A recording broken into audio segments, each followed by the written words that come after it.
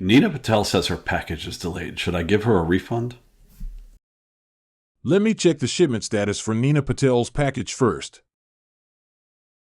Nina Patel should receive a shipping refund concession, SRC, in the amount of $24.14. Behind this seemingly simple shipment dashboard is a surprisingly deep well of functionality. The front end we were just using is underlined by this agent here, this Java refund agent, which is defined in the Foundry agent service. It's using a couple of key features, including FoundryIQ. Here is the FoundryIQ knowledge base to which it's connected. It has information about my products, my procurement, my policies, and with a single tool call, I can define these same knowledge sources for other agents like this, my inventory agent. My Java refund agent is also using FabricIQ through the Fabric data agent. One of the great benefits of using FoundryIQ and FabricIQ is what I call context delegation. This is a technique we humans use in our everyday lives also. Some months ago, my laptop died. I made a ticket in Microsoft's internal system for a new laptop, but there's a lot of context about that laptop that I don't know. I don't know how to order a new laptop from our supplier.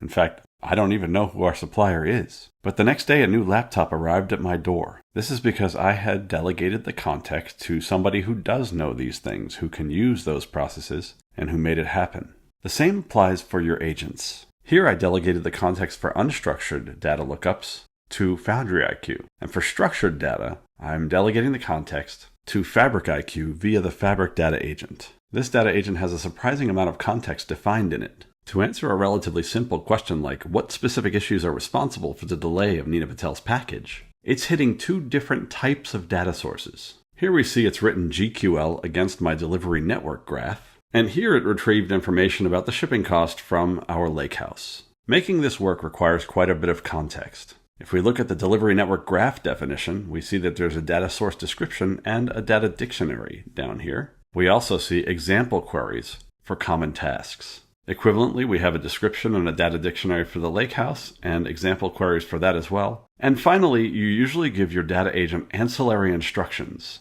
This contains information about how the data comes together and, for example, common acronyms that people might use in interacting with this data. These are the kinds of things that wouldn't really be represented in a data dictionary but need to be said nonetheless. Now, having a look at the graph itself, this graph gives the data agent an idea of the semantics of the data, showing that packages are driven by drivers, are based at hubs, processed at hubs, and sent to the customer. So there's quite a bit of context that goes into that underlying data agent. The models that underlie all of our agents have a fixed context window. So you want to make sure you give them only the amount of context they need to do their jobs. By delegating context to FabricIQ and FoundryIQ, you streamline your downstream agent's context and promote reusability.